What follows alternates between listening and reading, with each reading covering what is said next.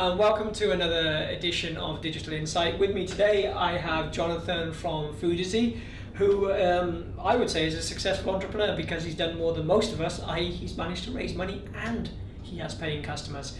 So Johnathan, tell me a little bit about Foodity. Give me your elevator pitch. Okay, so very quickly, we're an e-commerce toolkit for recipe publishers. Yeah.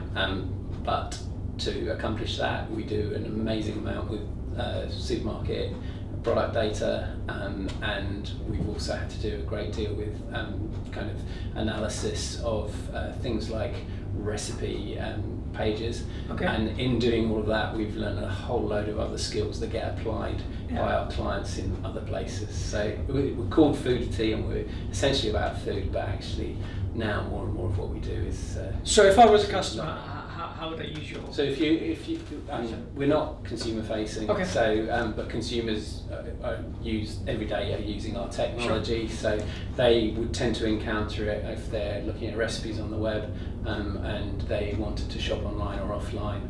We facilitate that, so their ingredients end up in a supermarket shopping basket. But our tech also works within retailers' own websites. So because to be able to do that, we had to understand so much about their product ranges.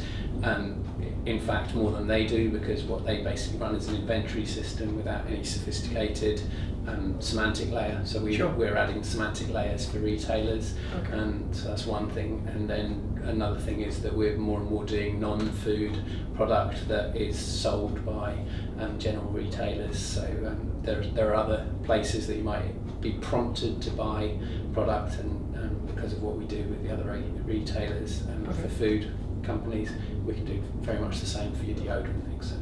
So. Okay, so if I was Tesco's, I would use your product? Tesco's we regard as an end point, so they're more a component of the platform. The paying customers tend to be brands. Okay, so you're a rich startup. By rich, I mean he's raised money, so he doesn't take you to Starbucks anymore. So you're a rich startup. Tell me, can you share how much you've raised and kind of how long? I mean, we're not super rich, so we've raised in total a little over 300,000, potentially closer to 400,000, because we're in the middle of the dollars a month.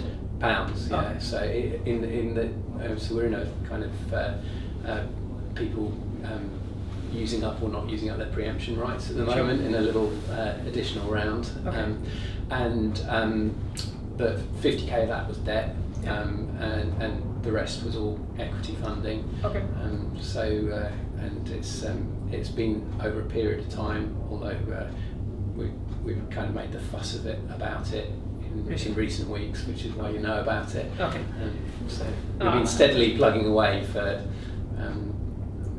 I would say, in real earnest for nearly 2 years now. Wow.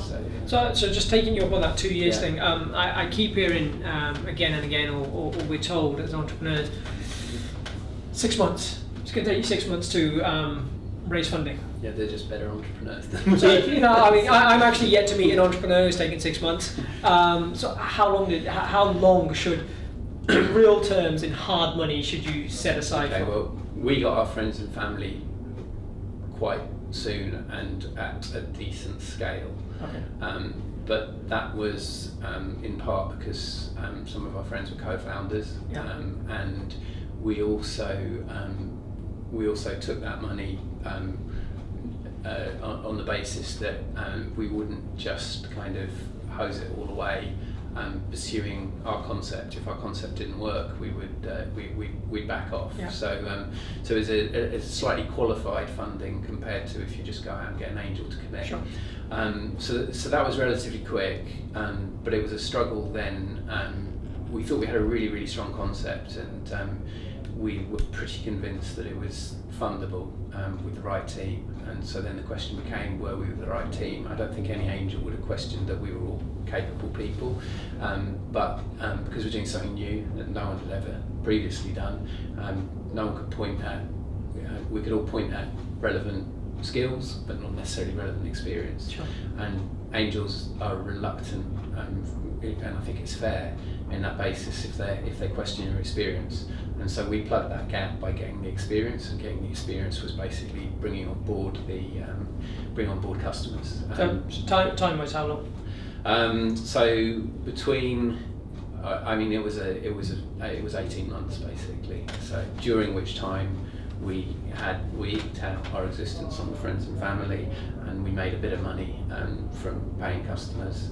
And so by the time we actually had, by the time we got the main funding, that was kind of, still wasn't a massive amount of money, but essentially it was the first time we had both opportunities and money to fulfill them. 18 months. So.